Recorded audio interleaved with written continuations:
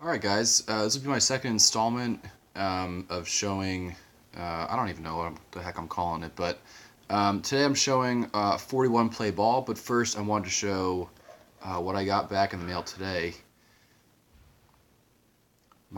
Finally, my signed 1935 Diamond Star. This had been with PSA since like the end of August, right after the National. But very happy to have it back. Auto grade 9, which I'm pretty happy with, but I didn't really care what it graded as. I was not concerned with its authenticity, but I just wanted to kind of have it encapsulated, and auto grade is nice, I suppose.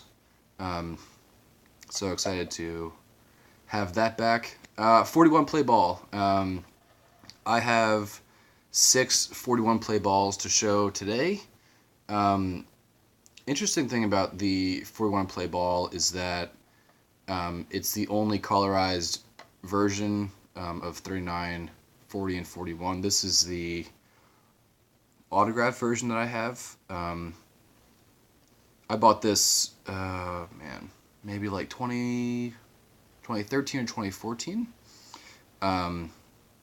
And I think that if I had not purchased this card, that I probably wouldn't have a signed 41 play ball.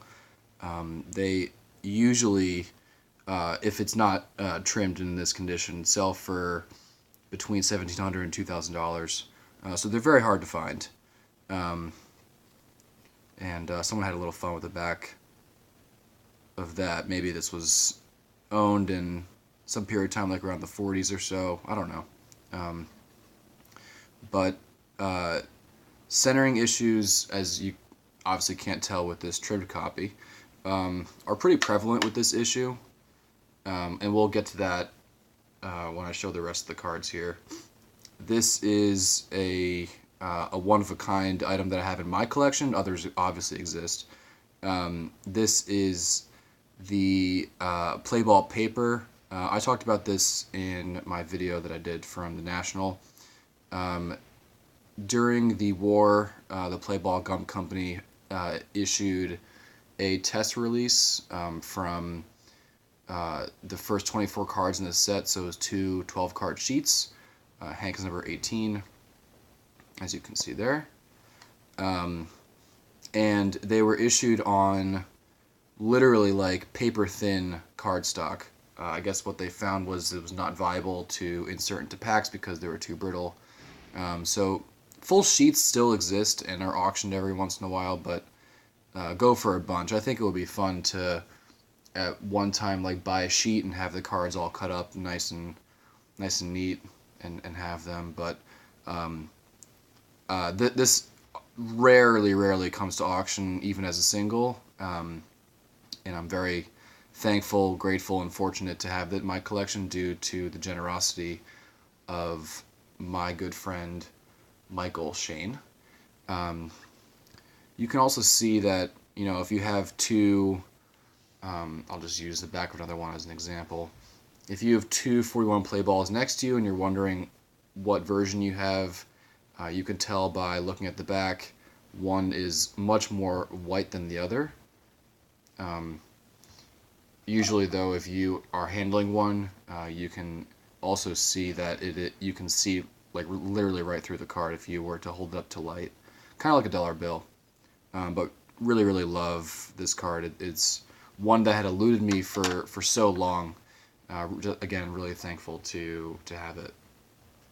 This is the most recent one that I add to my collection. This is a 3. So I really like the centering on this card. Top to bottom is always a challenge. Left to right, though, is usually pretty consistent. The reason why I think this got a 3 is that stain kind of like near his right shoulder there.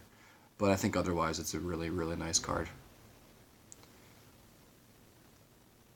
Yeah, top to bottom centering on this one is a little tough. You will see a difference in also the width of the borders. This is a 4 I had crossed over from PSA.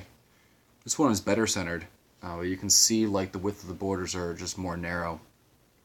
This is common to be seen in all gum issues from this time period, but it's kind of the expected variance Definitely a nice issue. Next one here is a nice card too. This is a 5.5. I've spoken with Andrew a lot about this card. I think this may be one of his more like well liked Hank Greenberg cards. Andrew Nuffset cards, by the way. Usually, and he makes a great point when he describes how much he likes it. When speaking about like the clarity in the face, you can't really see like the clear facial details of Hank, but you kind of know it's him.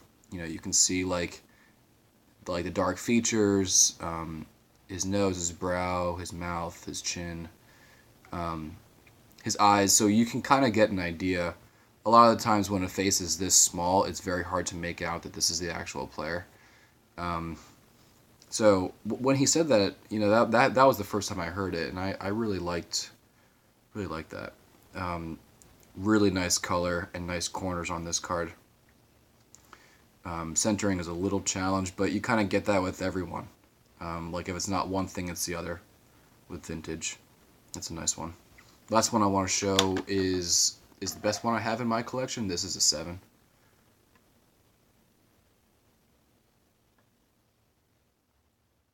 So you can see like the borders here look just more full, and I think this card is really well centered. I think the color is a little washed out as compared to some of the other ones that I have, but I'm not complaining. This was a PSA 7 that I had crossed over,